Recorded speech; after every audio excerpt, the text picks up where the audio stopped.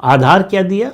कहा कि वो किसी सदन के सदस्य नहीं थे, न लोकसभा के न राज्यसभा के। परंपरा यही है कि जो सदन का सदस्य रहा हो या ऐसी कोई अंतर्राष्ट्रीय विभूति हो, उसके ही शोक में प्रस्ताव पारित किया जाता है, और नहीं होने दिया।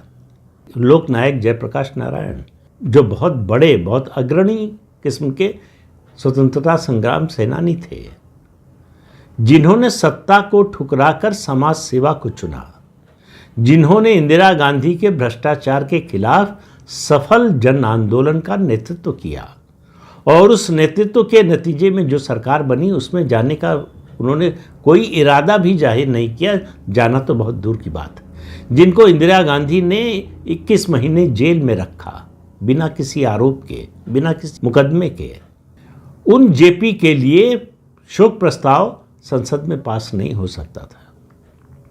लेकिन एडविना माउंटबेटन, जो माउंटबेटन की पत्नी थी, जो वाइसराय थे भारत के, उनके निधन पर जवाहरलाल नेहरू ने, वो उस समय प्रधानमंत्री थे देश के, संसद के दोनों सदनों में शोक प्रस्ताव पास करवाया।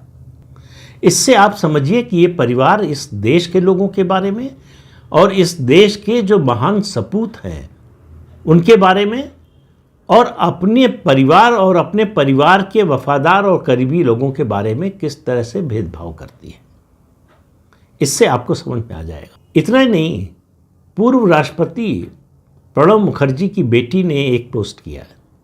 कांग्रेस पार्टी ने जो नाटक शुरू किया कि मनमोहन सिंह का समाधि स्थल बनना चाहिए, उनके फ्यूनरल के लिए जगह दी जानी चाहिए यमुना किनारे, ये सब बातें कही। उन्होंने कहा कि कांग्रेस को ये सब शोभा नहीं देता। उन्होंने कहा, मेरे पिता के निधन के बाद, राष्ट्रपति थे, राष्ट्रपति से रिटायर होने के बाद उनका निधन हुआ था, मेरे पिता के निधन के बाद कांग्रेस वर्किंग कमेटी में एक शोक प्रस्ताव भी पास करने की जहमत नहीं उठाई, और ऐतराज़ करने पर कहा गया कि भारत के राष्ट्रपतियों के निधन पर शोक प्रस्ताव पास करने की कांग्रेस वर्किंग कमेटी में परंपरा नहीं है।